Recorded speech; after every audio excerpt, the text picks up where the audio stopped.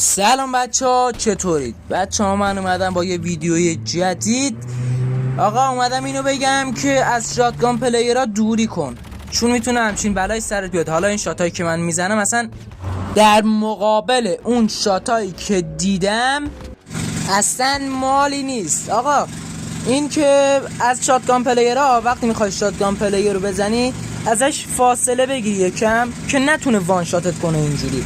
و آقا جلو اسنایپ پلیرها و رایفل و نمیدونم این بر اون بر، حالا هر چی جلو همه اینا کاور تو داشته باش. بذار اول اون راش بده، اون که راش داد راحت میتونی بزنیش.